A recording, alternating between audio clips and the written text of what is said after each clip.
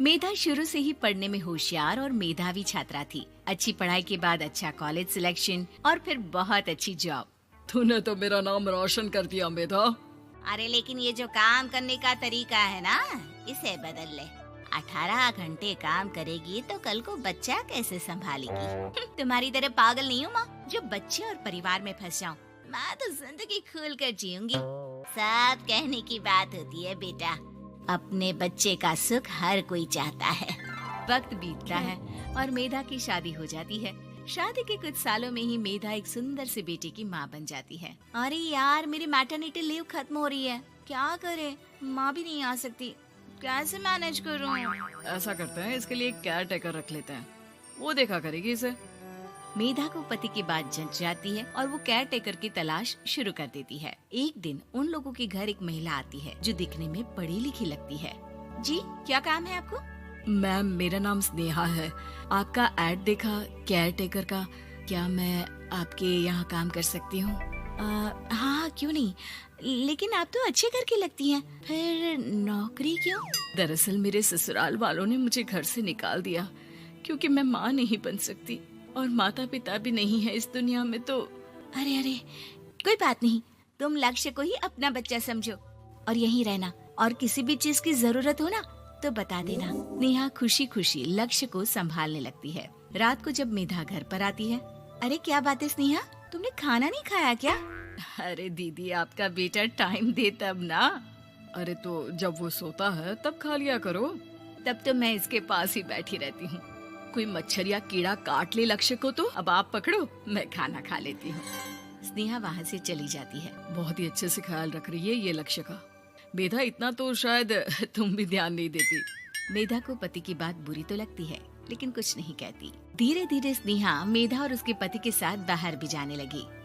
सुनो, स्नेहा को भी बाजार ले चलते हैं, वो क्या है ना, लक्ष्य को देख लेगी जब तक मैं शॉपिंग कर लूंगी।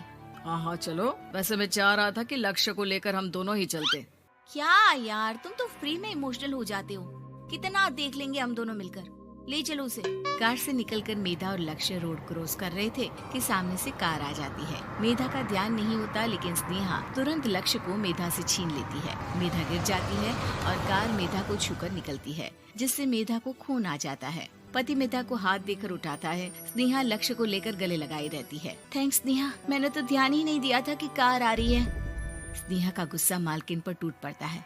अरे कैसी माँ है आप, अगर आज कुछ लक्ष्य को हो जाता तो मैं आपको कभी माफ नहीं करती। छोटा सा बच्चा है, उसे चोट लगती है तो पता है कितनी तकलीफ होती है। पति भी स्नेहा को देखने लगता है कि उसे क्या हो गया। मेधा को स्नेहा पर काफी गुस्सा आ जाता है। घर आकर कहती है, देखो स्नेहा, माना तुम लक्ष्य को बहुत प्यार करती हो, लेकिन वो मेरा बेटा है, मैं कभी जानबूझकर उसके साथ बुरा नहीं कर सकती, समझी? मुझे माफ कर दीजिए, मैं लक्ष्य को लेकर कुछ ज्यादा ही सेंसिटिव हो चुकी हूँ। मैं ध्यान रखूंगी कि आगे से ऐसा ना हो। मेधा का मन स्नेहा से अब हटने लगा था। एक शाम मेधा ऑफिस से घर आती है कि लक्ष्य उसे दिखाई नहीं देता और ना ही स्नेहा।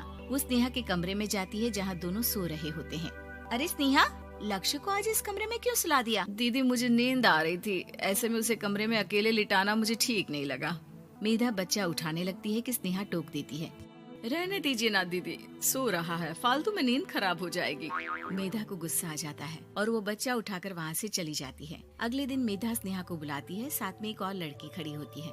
स्नेहा, अब तुम अपना कुछ और देख लो, हम लोगों को नई केयर टेकर मिल गई है, तुम इस हफ्ते घर छोड़ देना। स्नेहा का मन लक्ष्य को छोड़ने का नहीं करता, लेकिन नौकरी तो नौकरी होती है ना। स्नेहा घर से चली जाती है। धीरे धीरे महीने और साल बीतते जाते हैं और लक्ष्य एक नौजवान लड़का हो जाता है। लक्ष्य, आज मुझे मंदिर जाना है, ले चलोगे? ठीक है माँ, एक काम करके अभी वापस आता हूँ, तब तक आप और पापा दोनों तैयार हो जाइए। दोनों तैयार होकर बैठ जाते हैं, लेकिन लक्ष्य काफी देर तक नहीं आता। अरे मेधा, फोन तो करो लक्ष्य को, देखो क्या हो गया उसे। मेधा फोन करती है तो पता चलता है कि लक्ष्य का एक्सीडेंट हो गया है और वो सिटी अस्पताल में है। जल्दी चलिए, पता नहीं कैसा होगा मेरा बेटा। अरे चिंता ना करो, सब ठीक होगा, मैं अभी कार निकालता हूँ। दोनों मियाँ बीवी अस्पताल पहुँचते हैं, जहाँ वो लोग देखते हैं कि लक्ष्य बिस्तर पर पड़ा होता है। एक महिला इन्हें यहाँ लेकर आई है, वो वहाँ बैठी है, लेकिन फिलहाल तो आप लोगों को इनके लिए किडनी का प्रबंध करना होगा। एक्सीडेंट में इसकी किडनी डैमेज हो गई है। मेरी ले लीजिए डॉक्टर साहब, मेरे बेटे को बचा लीजिए। नहीं नहीं, आप माँ हैं, आपकी नहीं ले सकते, पिता की भी नहीं। आप किसी रिलेटिव या दोस्त से पता कर लें और हाँ थोड़ा जल्दी करें क्योंकि देर होने से मामला बिगड़ सकता है। मेधा बैठकर रोने लगती है कि वहाँ डॉक्टर आ जाते हैं। जिस औरत ने आपके बेटे को यहाँ भर्ती कराया था वो अपनी किडनी आपके बेटे को देना चाहती है। हाँ? कौन है वो? कहाँ है वो? तभी वहाँ स्नेहा आ जाती है। स्नेहा तुम?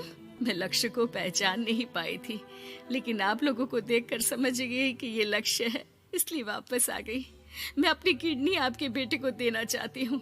मेरी अपनी तो कोई औलाद नहीं, लेकिन लक्ष्य में मैंने हमेशा अपना बच्चा देखा। तुम धन्य हो स्नेहा, जो इतने साल में भी लक्ष्य को भूल नहीं पाई। सही मामले में तो वो तुम्हारा ही बच्चा होगा, क्योंकि जन्म भले ही मैंने दिया हो, लेकिन आज तुम उसकी जिंदगी बचा रही हो।